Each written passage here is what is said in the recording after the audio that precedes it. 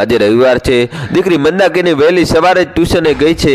એ mister તો આજે મોડા ઉઠશે, મને આખી રાત્રિનો ઉજાગરો છે, કેમ કે ગઈકાલની ગાબાજી સાથેની વાતચીતના એક એક શબ્દનું આખી રાત પુનરાવર્તન થયા કરતું હતું અને હાલ જાગૃત અવસ્થામાં પણ એ જ પુનરાવર્તન થઈ રહ્યું છે। ક્યાંથી ભૂલો પડ્યો પહેલા? નોકરીએ નથી ગયો? રજા મૂકી છે? બહેનજી, કેમ રજા મૂકવી પડી? કોઈ કામ હતું કે શું? આપને જ મળવાનું હતું તો એમાં રજા મૂકવાની શી જરૂર હતી? સવારે કે સાંજે મળવા આવી શકતો હતો ને? આપને એકલાને જ મળવાનું હતું, સાહેબથી ખાનગીમાં। એટલે જ તો જો ગાબાજી, મારે તારા સાહેબથી કશું ખાનગું હોતું નથી। હવે તું આવ્યો જ છે તો ભલે તારે જે કહેવું હોય તે કહી દે, પણ હું તારી કહેલી વાત તેમનાથી છુપાવીશ તો નહીં જ। હું ઈચ્છું છું કે વાત એમના સુધી પહોંચે, પણ મારું નામ આવવું જોઈએ નહીં। બોલ, શી વાત છે? કોઈ કાન બંબરની તો નથી કરી રહ્યો ને? આપ બેઉ વચ્ચે વિખવાદ કરાવવાથી મને શું મળવાનું હતું? વાત અમારા બેઉ વચ્ચેની જ છે। સાવ સીધું કહી દઉં તો અમે બંને એક જ ઓફિસમાં સાથે નોકરી નહીં કરી શકીએ। પેલું કહેવાવાળાએ કહ્યું છે ને કે એક મ્યાનમાં બે તલવાર ના રહી શકે, બસ એમ જ તો એ વાત અમને બેઉને લાગુ પડે છે। હું ઈચ્છું છું કે તેઓ તેમની બદલી કરાવી દે। હું ચોથા વર્ગનો કર્મચારી છું, અહીંનો વતની છું અને નિયમાનુસાર મારી બદલી નહીં થઈ શકે અને મને વતનથી દૂર પોસાય પણ નહીં। તમારા બંનેની વચ્ચે કોઈ ઝઘડો થયો હોય તો એનું સમાધાન થઈ શકે, કહે તો હું સમાધાન કરાવી દઉં। પણ ભલા આવા તે કઈ સમસ્યાનો ઉકેલ હોઈ શકે ખરો? જુઓ સરિતાબેન, આપ બ્રહ્માકુમારી છો અને હું જાણું છું તે મુજબ આપ સાચા બ્રહ્માકુમારી છો, એટલે જ સીધો આપની પાસે આવ્યો છું। જો પહેલા તું મારી વધારે પડતી પ્રશંસા કરી રહ્યો છે, પણ સાચી બ્રહ્માકુમારી થવા માટેની મારી સાધના કે પ્રયત્ન જે કહે તે હજુ ચાલુ છે અને વળી આધ્યાત્મિક સાધના તો જીવનભર ચાલુ જ રહેતી હોય છે ને? નહીં બહેનજી, આપ સિદ્ધિ પામી ચૂક્યા છો। ભલા જે બાઈ માણસના મોઢે મોઢે એમના પતિ વિશેની ફરિયાદ કરવામાં આવી રહી હોય અને એ જરા પણ ઉશ્કેરાયા વગર અથવા ખરું કે ખોટું ઉપરાણા લીધા વગર સહજ ભાવે વાત કરી શકે, તે કંઈ નાની સૂની સિદ્ધિ ના કહેવાય। દોસ્તો, જલ્દીથી વિડીયો લાઈક કરીને ચેનલ સબસ્ક્રાઈબ કરી દેજો। બહેન, એક વાત પૂછું? નિખિલ સાહેબ જ્યારે પોતાની કિંમતી કાંડા ઘડિયાળને ઘરે લાવ્યા ત્યારે તેમણે એ અંગે કશું કહ્યું હતું? એ જ કે તમારા બાળ સુરક્ષા ગૃહમાંના એક છોકરાને દત્તક લેવા આવેલા કોઈ શ્રીમંત સંસ્થાના તમામ બાળકોને આખા સ્ટાફને ભેટ સોગાદો આપી હતી, જેમાં એમને ઘડિયાળ મળ્યું હતું।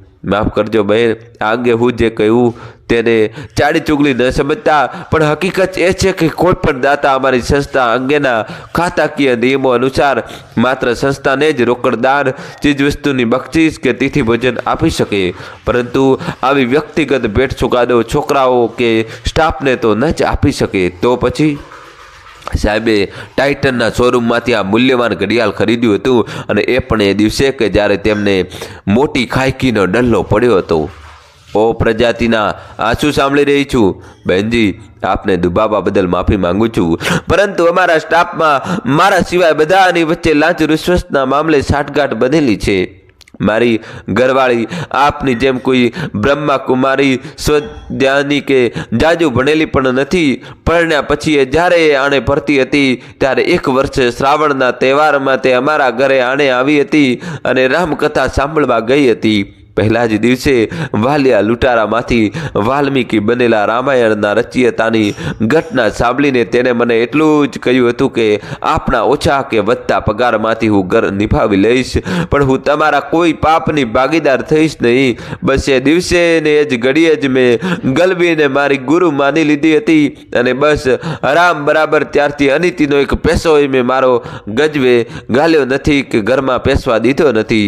હવે જો સાંભળ પહેલા, હું તારા સાહેબની કોઈ તરફદારી કરતી નથી, માત્ર એટલું જ પૂછું છું કે તારા સાહેબને બદલી પામીને અહીં આવે 2-2.5 વર્ષ થયા અને આમ અચાનક શું વાંકું પડ્યું કે તારે તેમની સાથે બાપે માર્યા વેર જેવું થઈ ગયું? અરે, તું તો નાના છોકરાની જેમ રડવા માંડ્યો।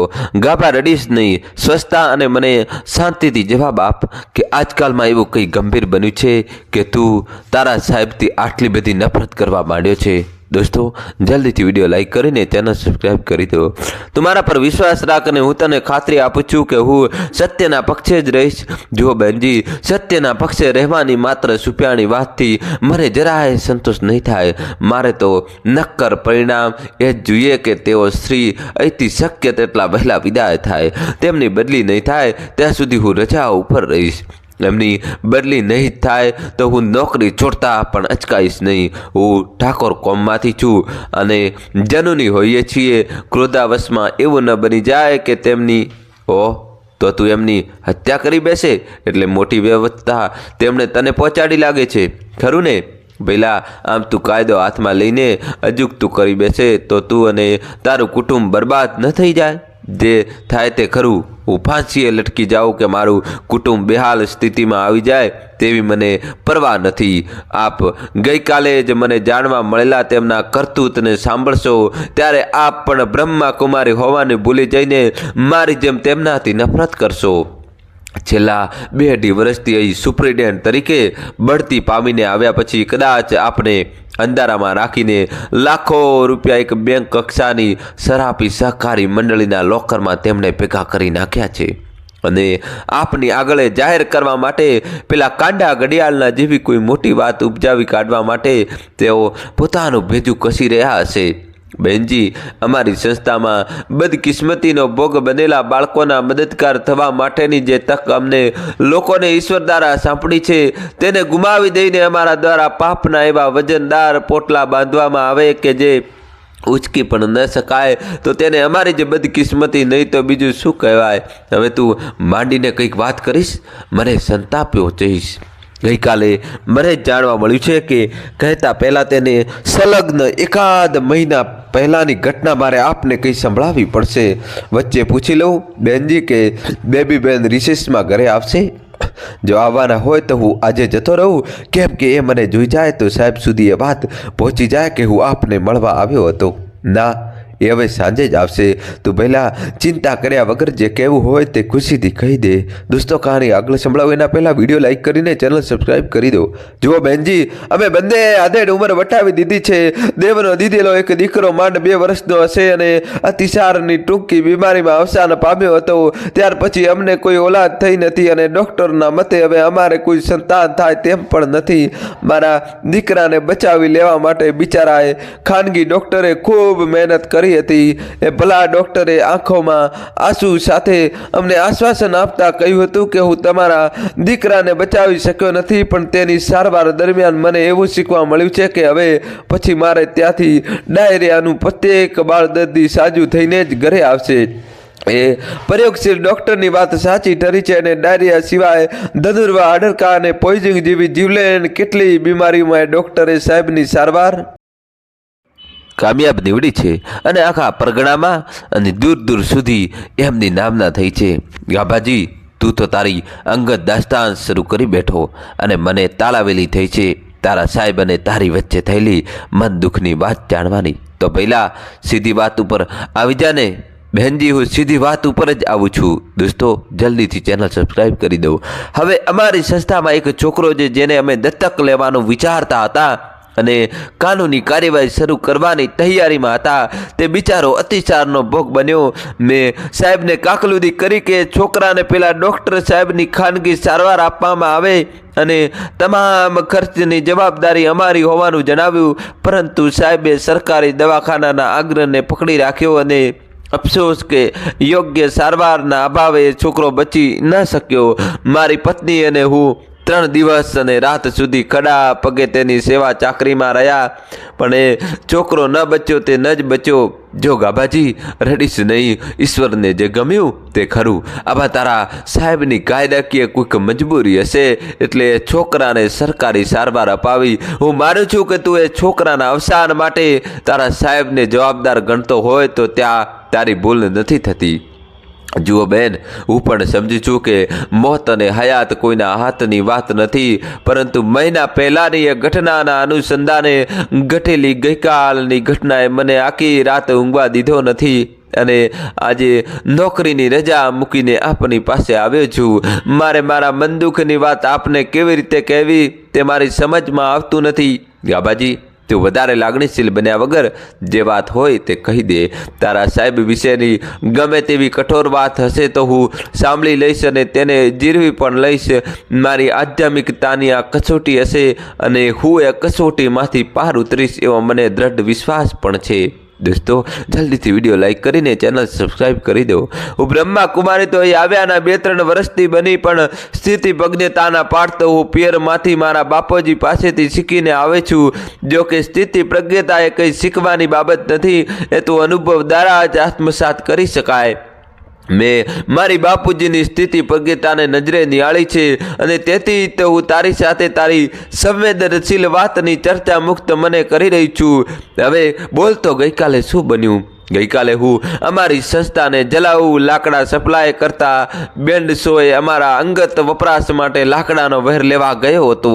બેન્ડશોનો માલિક મને ઓળખતો હતો અને મને બીજી એ રીતે પણ ઓળખતો હતો કે અમારી આખી ઓફિસમાં એકલો જ ભ્રષ્ટાચાર આચરતો ન હતો. તેણે મને બેન્ડશો ઉપર જાણે કે આખો મને વેરી નાખતો હોય તેવી વેધક વાત કરી કે અલ્યા ગાબાજી, તારો સાહેબ મરેલાને પણ છોડતો નથી લાગતો. તમારી સંસ્થામાં અવસાન પામનાર કોઈ છોકરાના અંતિમ સંસ્કાર માટેના લાકડાનું બિલ પણ વધારે માગે છે. તમારો પટાવાળો ચેકઅપ આપી જાય છે અને ઉપરના પૈસા રોકડા લઈ જાય છે. મેં ખરાઈ કરવા ખાતર કહ્યું, શેઠ સાહેબ, હમણાં તો એવો કોઈ છોકરો અમારે ત્યાં અવસાન પામ્યો નથી. તેમણે કહ્યું, હમણાંની વાત નથી, એકાદ મહિનો થયો હશે. મેં એ વખતે તો એટલું જ કહીને ચાલતી પકડી હતી કે શેઠજી જેવું કરશે તે તેવું ભોગવશે. પરંતુ એ ક્ષણથી નિખિલ સાહેબ મારી નજરમાંથી ઉતરી ગયા. ઓ પ્રજાપિતા, કૃપા ચાહું છું. ગાબાજી, આ વાત મારા ધ્યાન ઉપર લાવવા બદલ તારો આભાર. બસ બહેનજી, આપના પતિ વિશેની આટલી ગંભીર વાતનો આવો મોડો પ્રતિસાદ. આપ ખરે જ સાચા બ્રહ્મકુમારી છો. આપના ગુરુ એવા આપના પિતાજીને બેસુમાર ધન્યવાદ ઘટે છે કે એમણે આપને આવી સ્થિતિ પ્રજ્ઞતા ધારણ કરાવડાવી છે.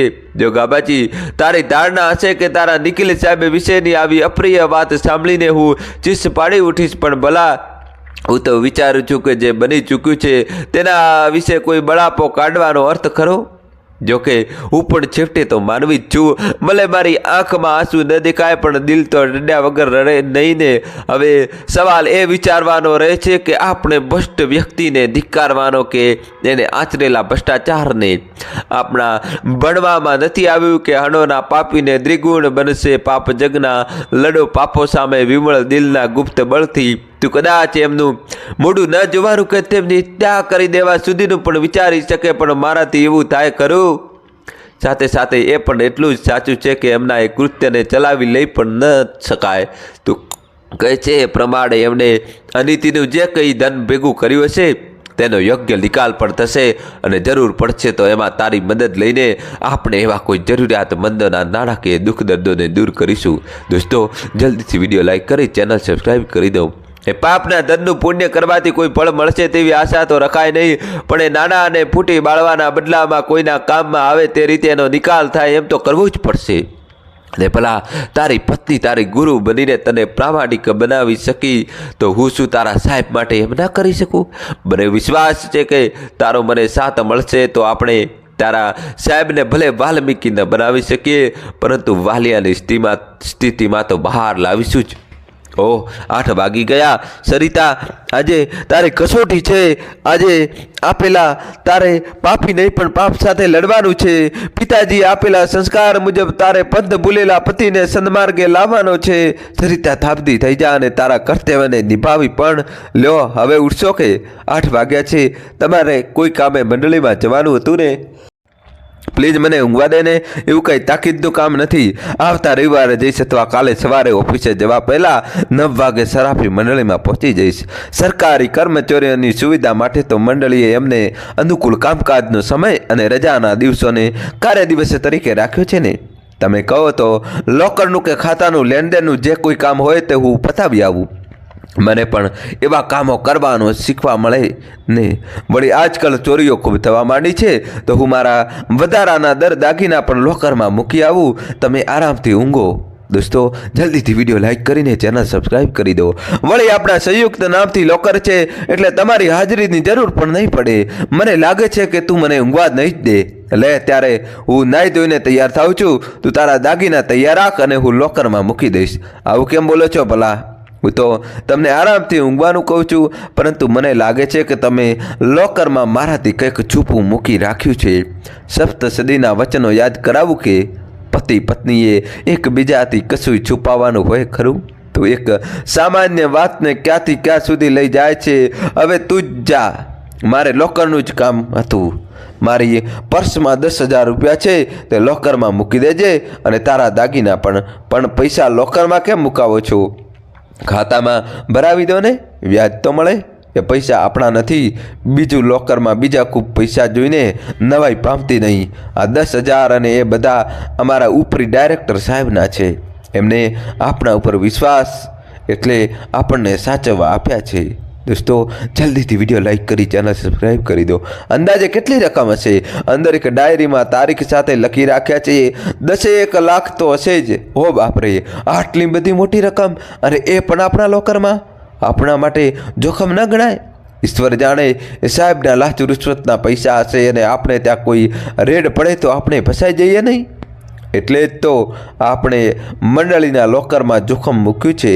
બેંકનું લોકર હોય તો તારો ડર સાચો. ના બાપલિયા, જલ્દી તૈયાર થઈ જાઓ. આપણે આજે જ જે જોખમ લોકરમાં ઉઠાવી લઈએ અને ભાડાની ગાડી કરીને આજે જ તમારા સાહેબને એ જોખમ આપી આવીએ. દોસ્તો જલ્દીથી તમારા ભાઈ માટે વિડીયો લાઈક કરો. તમારે મારું નામ દઈ દેવાનું અને કહેવાનું કે હું બ્રહ્મકુમારી છું અને આવું પરાયું અનિતિનું ધન અમે નહીં સાચવીએ. ધીમે બોલ, મુન્ની જાગી જશે અને આ બધું સાંભળી જશે. તમે મારાથી સહજ વાત નથી કરતા અને ગભરાયેલા જેવા કેમ લાગો છો? હું ક્યાં ગભરાઉં છું? ગભરાયેલા છો એટલે જ તો ભૂલી ગયા કે મુન્ની રવિવારે આ સમયે ટ્યુશને જતી હોય છે. આજે તું કંઈક ઓડિટર જેવી પૂછપરછ કરી રહી હોય તેમ લાગે છે. જોકે તારી વાત સાચી છે. હું ડાયરેક્ટર સાહેબ સાથે વાત કરીને એમને બોલાવી લઉં છું અને આ અઠવાડિયામાં જ તેમનું જોખમ આપણે તેમને સોંપી દઈશું. તો હવે એમ કર, તું જ મંડળીમાં જા અને મારું અને તારું કામ પતાવી આવ. કહેતા હો તો હું ફક્ત મારા દાગીના મૂકી આવું, પણ તમારા અનિતિના 10,000 રૂપિયાની હાથ નહીં અડાડું. તો તારા દાગીના મૂકી આવ અને એ રકમ ગમે ત્યારે હું જ મૂકી આવીશ. મારા પિતાએ પ્રામાણિકતાથી કમાયેલા ધનમાંથી મને સ્ત્રીધન આપ્યું હોય. મારા એ પવિત્ર ઘરેણા એ અપવિત્ર નાણાં સાથે નહીં રાખી શકું. બીજું એ કે ઈશ્વરને ખાતર આપને હાથ જોડીને વિનંતી કરું છું કે આપ કોઈ એક વાતને છુપાવવા જૂઠ ઉપર જૂઠ બોલ્યા જશો નહીં. એ પૈસા તમારા ડાયરેક્ટર સાહેબના નથી, પણ તમારા જ છે. તું ક્યાં આધારે કામ કહી શકે છે? આધાર એ છે કે જૂઠું બોલનારની યાદદાસ્ત કમજોર હોય છે. મતલબ એ કે હમણાં જ કહ્યું કે તમારા અનિતિના 10,000 રૂપિયાને હાથ નહીં કાઢું, ત્યારે તમારે તરત જ કહી દેવું જોઈતું હતું કે ભલી શબ્દો સુધાર, મારા નહીં પણ ડાયરેક્ટર સાહેબના. પણ તમે તો એમ જ બોલ્યા કે તો તારા દાગીના મૂકી આવ અને એ રકમ ગમે ત્યારે હું મૂકી આવીશ. દોસ્તો હવે ભાઈ પકડાવા આવ્યા છે. વિડીયો લાઈક કરીને ચેનલ સબસ્ક્રાઈબ કરી દેજો. આમ તમે સ્વીકારી જ લીધું કે પાપનું ધન તમારું જ છે. ઈશ્વરને ખાતર રડશો નહીં. મનુષ્ય માત્ર ભૂલને પાત્ર હોય છે. આપણે પ્રાયશ્ચિત કરીશું. એ ધનને ફેંકી કે ફૂંકી દેવાય તો નહીં. તમારા ઓફિસમાં કામ કરતો ગાભાજી કોઈક વાર મારી પાસે આવીને આધ્યાત્મિક વિષયે સત્સંગ કે સંવાદ કરતો હોય છે. એની પત્નીને પણ મારી સાથે આધ્યાત્મિક કેન્દ્રમાં મોકલવા માંગે છે. એ મને વિશ્વાસુ અને પ્રામાણિક લાગે છે. તમને પણ તેમાં અનુભવ હશે. એ અહીંનો સ્થાનિક વતની હોય તેના દ્વારા આપણા જરૂરિયાતમંદ એવા માણસોને પાઈ પહોંચાડી દઈને આપણે હળવા થઈ જઈશું. પહેલાં તો મને રડવા દઈને હળવો થવા દે. એકાદ મહિના પહેલાં તો મારાથી એક એવું પાપ થઈ ગયું છે કે હું સપ્તસદીના વચનોનો ભંગ કરીને પણ તારાથી એ વાત ગુપ્ત જ રાખીશ. તારી વાત સાચી છે. ગાબાજી એવો પ્રામાણિક છે કે હું મનોમન તેની ઇજ્જત કરું છું. સ્ટાફના માણસો તેને વેદ્યા અને અન્ના હજારે તરીકે ઓળખાવીને તેની પીઠ પાછળ ટીકા ટિપ્પણી દ્વારા તેની ઠેકડી ઉડાડતા હતા. મેં એ લોકોને એમ કહીને ટપાર્યા હતા કે ગાબાજી એની રીતે સાચો છે, એના માર્ગે છે અને આપણે આપણા માર્ગે. મારી એક વાત સ્વીકારશો કે જે પાપ થઈ ગયું તેને હવે વારંવાર યાદ કરીને દુઃખી ના થાઓ. આજે બપોરના ભોજનમાં મીઠી વાનગીમાં હું પૂરણપોળી બનાવું છું અને એ પહેલાં આપણે ગાભાજી અને ગલબીબહેનને ભોજનનું આમંત્રણ આપી આવીએ અને એ પાંચેય જણાએ પૂર્ણ સંતોષથી એકબીજાને આગ્રહ સાથે પૂરણપોળીની મિષ્ટ વાનગી સાથેનું સ્વાદિષ્ટ ભોજન આરોગ્યું. મંદાકીની બાઈ ગલબી વિશે તો શી ખબર, પણ નિખિલ સાહેબ, સરિતાજી અને ગાભાજી તો માનસિક રીતે હળવા ફૂલ બનીને પૂરણપોળીનો બેહદ આસ્વાદ માણ્યા હતા. દોસ્તો, એવી સાચી મળે એની જિંદગી સફળ થાય છે. દોસ્તો, કોમેન્ટ્સમાં જય શ્રી કૃષ્ણ તો લખવું જ પડશે. વિડીયો લાઇક કરજો, ચેનલ સબસ્ક્રાઈબ કરજો. કોઈ પાપ ન કરતા. થેન્ક